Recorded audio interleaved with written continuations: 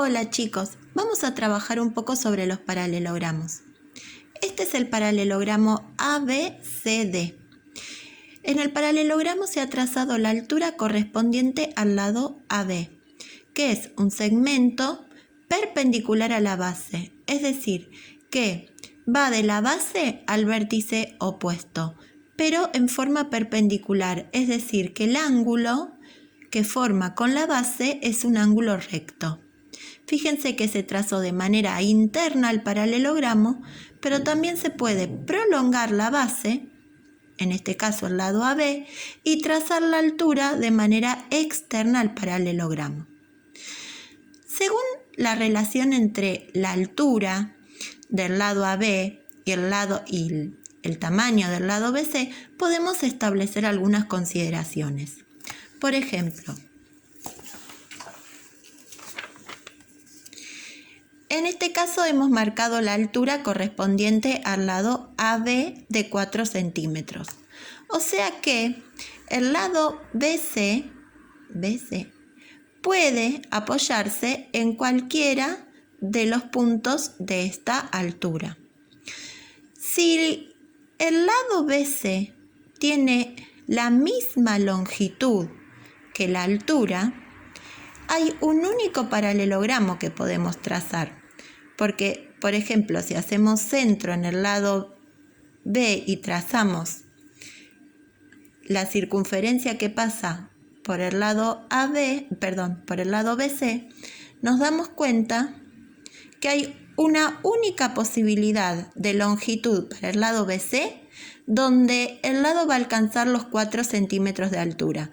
Por acá podría pasar el lado BC, cualquiera de estos puntos de la circunferencia, pero solamente ¿dónde corta la altura? La corta ahí a los 4 centímetros. Entonces, en este caso hay un único paralelogramo posible, que es justamente un rectángulo. ¿Por qué? Porque el lado BC alcanza los 4 centímetros de altura, coincidiendo con la altura del lado AB. Entonces, el paralelogramo es un rectángulo. Ahora, veamos qué pasa en el caso en que la altura sea menor al lado BC. El lado BC es el que pasa por acá, ¿sí? Esta es la circunferencia del lado BC. Fíjense que si yo quiero conseguir un lado mayor a la altura, me puedo ir un poco más hacia acá, o vamos a hacerlo un poco menos. Ahí.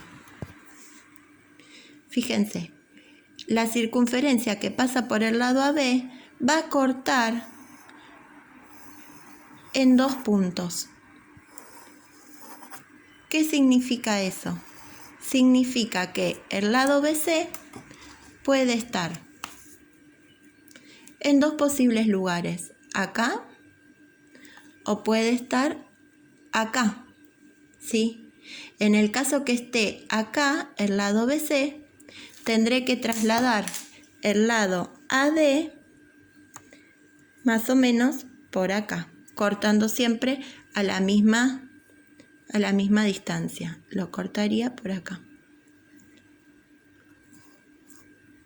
Entonces, el lado AD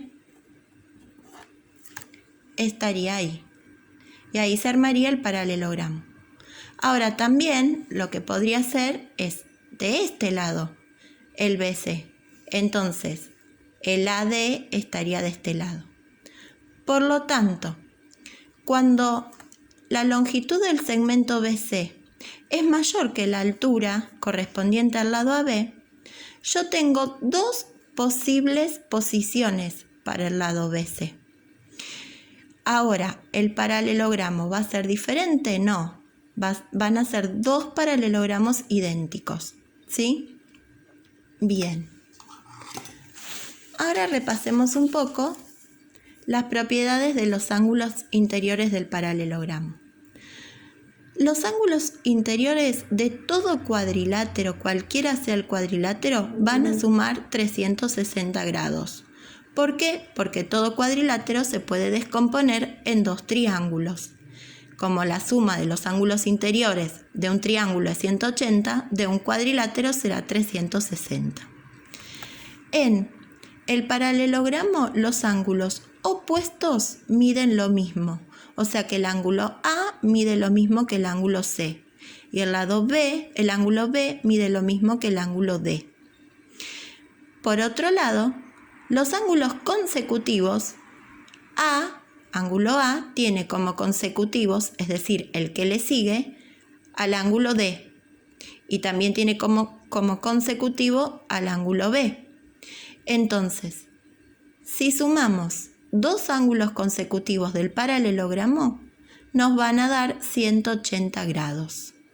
Por lo tanto, para considerar en el paralelogramo los ángulos opuestos son iguales y los ángulos consecutivos, este con este, este con este, este con este y este con este, suman 180 grados. La suma de los cuatro ángulos interiores del paralelogramo es 360 grados. Los ángulos opuestos son iguales y los ángulos consecutivos suman 180 grados. Bien, cuestiones entonces a tener en cuenta sobre los paralelogramos.